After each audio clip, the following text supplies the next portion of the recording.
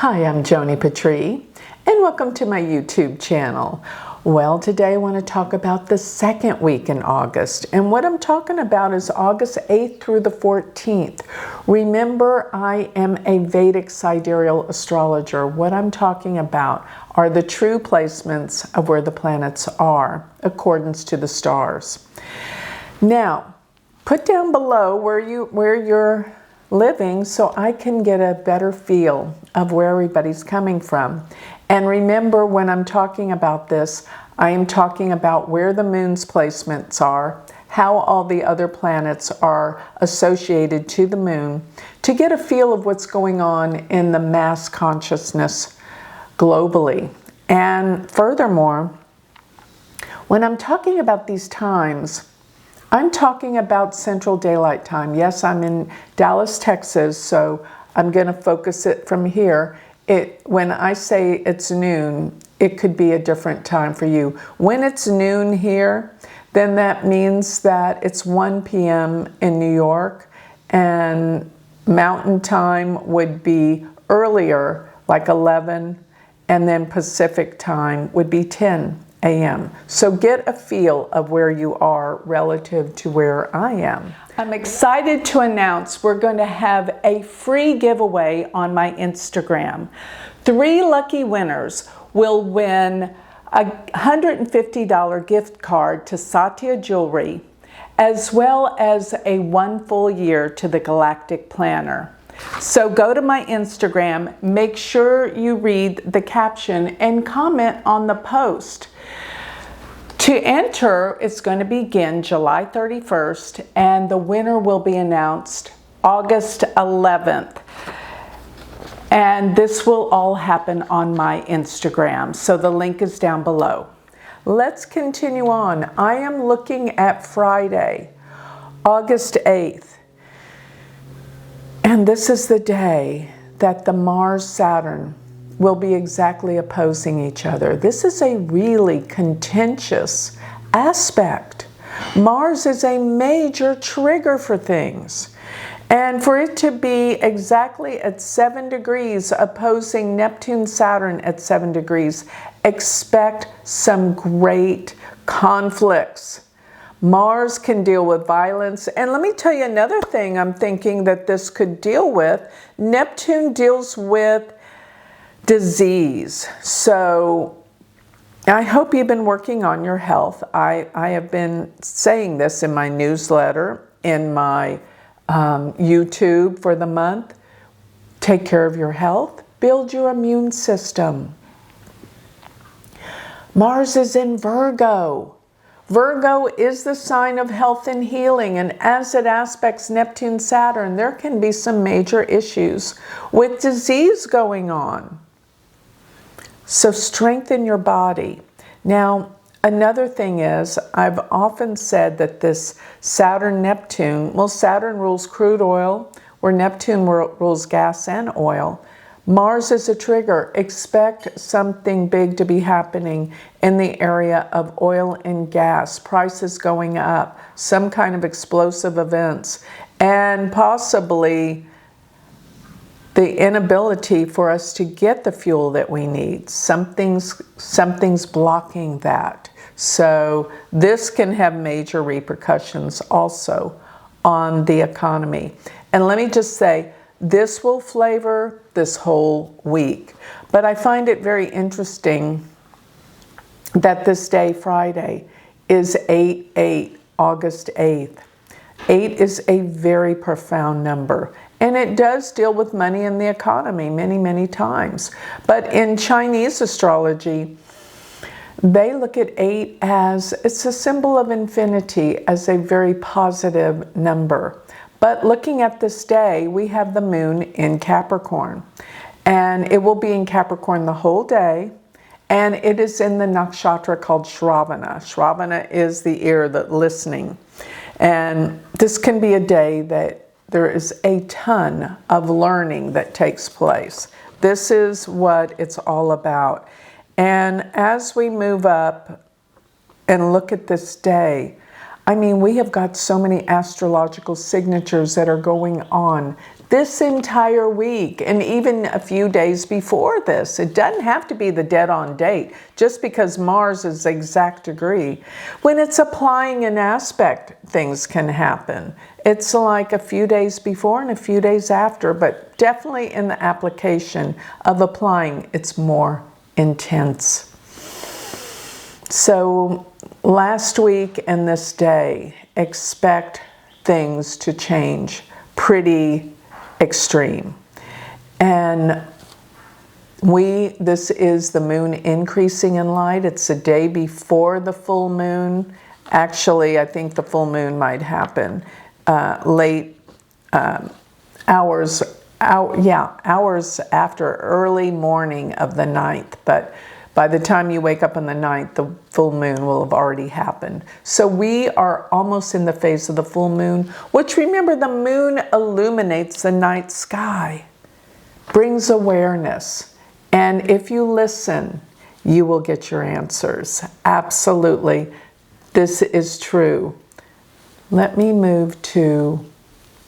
Now I'm looking at Saturday, August 9th.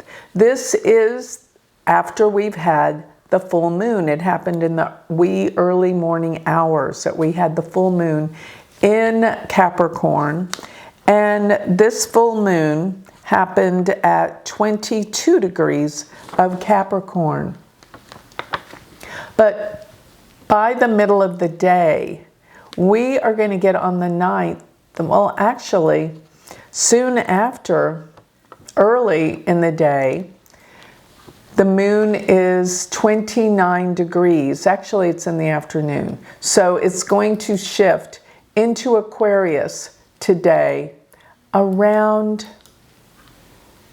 4 p.m. Central Daylight Time. So in the middle of the day, it will move from Capricorn to Aquarius. So the whole time it's in Capricorn, remember, it is time to expand, to get things done. But with this Mars and Saturn opposition, let me tell you a little bit. I'm still on August 9th, because on this day and the next day, really, this is so close. I'm going to say within a 4-day range. So before this and after this, Pluto, Uranus, and Mars are all in a Grand Trine. This connects these planets. So what I'm going to say for this day and around this time, expect the unexpected. Major shifts and changes are due to occur that are going to change our consciousness and our awareness.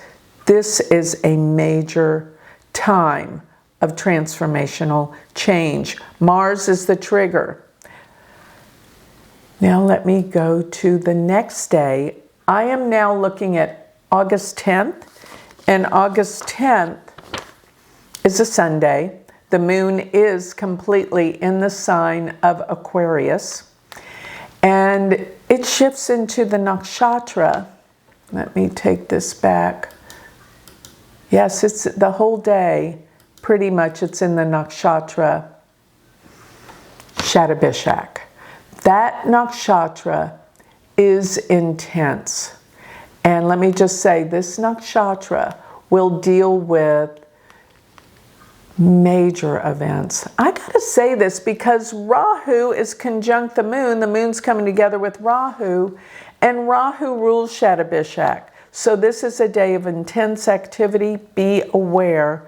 There's going to be a major downturn, I think, in the economy. Something has to be happening by this time, because Saturn-Neptune sit in the second house from the moon, meaning issues and problems with possibly money, but also within your family. Be aware. There's something you're not seeing. And another thing is, with Jupiter and Venus together, they're still in Ardra.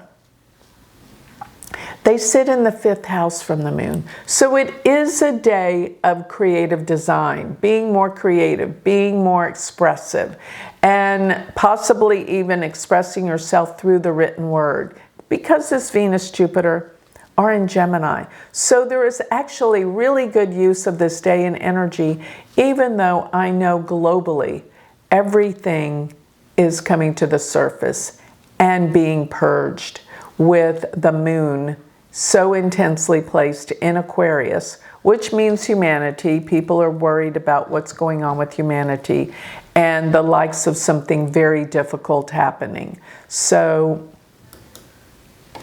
now I'm looking at August 11th, and this is a Monday. The moon has shifted. It's still in Aquarius all day, but it has shifted into the nakshatra Purva Bhadrapada. And that means it is exactly conjunct the moon, Rahu. Moon is exactly conjunct Rahu this day. And this is intense because, well, I just got to say, people's minds are over the top, worrying. Purva Bhadrapada means two faces. People can be two-faced. People cannot be who they are. But this can also deal with people that are visionaries and want to make a difference in the world in terms of helping humanity. But it is a day of deep analysis. Mars goes to the 8th house from the moon. And I got to say this. With the moon with Rahu, this means Ketu goes opposite. This is not a good day for relationships. You might find that you feel disconnected and things just aren't the same. But this is only for a few days. You'll move out of this. It's not life-changing in terms of the personal relationships. But yes, globally it probably is life-changing. And today, Mercury does turn direct. And it is in Cancer, so it's been stirring up all these emotions, dealing with a need for protection and security. This can be even in our personal relationships, but definitely globally. This affects us all in the world, where things are very, very insecure. But now that Mercury shifted another direction, I want you to realize this. That when Mercury changes its directions, people change their mind. It may not happen in a single day, but the trends and the tones of people will change now that Mercury is direct. And I think people will get more things done. Now I'm looking at August 12th. This is a Tuesday, and I'm looking at the moon. It has shifted into Pisces today, and of course it's going to cross over Saturn and Neptune today, which means this will bring out some of the insecurities going on, the things we can't see. But in Pisces, be aware the weather, the storms are turbulent, and the moon is in a position opposing Mars with Saturn-Neptune. This will bring to the forefront some of the problems that have been going on in the world with oil and gas, with the economy, and especially something to do with health and healing. Issues around this. This will bring this up. The moon's nakshatra is Uttara Bhadrapada, which this nakshatra pertains to, it's the back ends of the funeral cot, deals with death. And actually the day before, while the moon was in Purva Bhadrapada, that's the front part of the funeral cot. So there's something going on that can denote death in the world, mass death, or major problems around this, endings. We are in the cycle of the moon being in Pisces, which is the last sign of the zodiac, bringing things to closure and ending. And if you're looking to buy a house on a personal level, it's a great day for that. We have the Jupiter-Venus in the 4th house from the moon. And the 4th house is real estate, land, and property. So if you want a new home, now is the time, go for it. So that is a great thing of what this is definitely good for. Now I'm looking at August 13th. This is a Wednesday. The moon will be in Pisces all day, but it's in the last and final nakshatra, Revati. And Revati is a good nakshatra by and large. It deals with travels. It's ruled by the god Pushan, which is the god of travels. And they say if you travel when the moon is in Revati, you're protected. I just see so many other things going on in the world, but I'll give that an advantage. Besides, Mercury is now direct, so it's calmed down a lot of the issues and problems around travel that have been going on for the past 21 days while Mercury was retrograde. Now, once again, the Jupiter-Venus are in the 4th house from the moon. This day is even better for shopping, for real estate, or even having social gatherings in your home. This is the best time because the 4th house is your home, your family, and 2 benefics are there from the moon. But we still have Mars in the 7th house from the moon. So relationships are not going to be as easy as they will once we get Mars away from the moon. So let's move on to August 14th. And on this day, we have got, yeah, that's good. We have got the moon in Aries, and it is in the nakshatra all day, Ashwini. Aries and Ashwini deal with fast motion, moving fast, and you'll find that you'll be more compulsive, more impatient. You want to get things done. Now the moon is waning, so it's moving towards the new moon, which means it's a great time to finish up a lot of things that you've already started. But Ashwini means action. And looking at this, while the moon's in Aries, we have Jupiter and Venus in the 3rd house in Gemini. So actually, did you know Ashwini deals a lot with traveling? This is a pretty good day for travels, I'll give it to you, with 2 benefics in the 3rd house.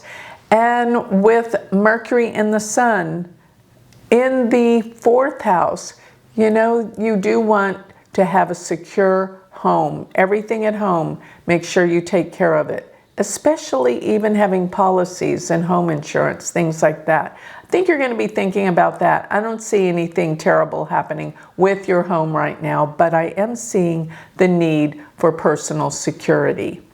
And yes, so let's move on to, well, that covers it. We have covered the 2nd week in August, and next we're going to be looking at the 3rd week in August. And I've got a lot to tell you about the next few weeks in August. Like I said, August, we're not out of the water yet, not anywhere near there. We have so much that is about to unfold.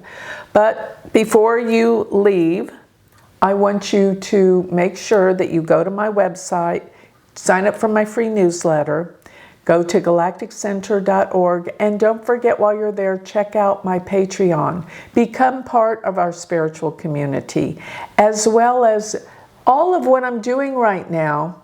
If you want to know how this applies to you personally, you want the Galactic Planner. It is an amazing tool. Try it out. I promise you, if you love astrology like I do, you're going to love the planner. So go to galacticplanner.com. And don't forget, if you want to learn what I'm doing, go to my school. Become my student. Go to my school, which is the University of Vedic Astrology.com. Thank you.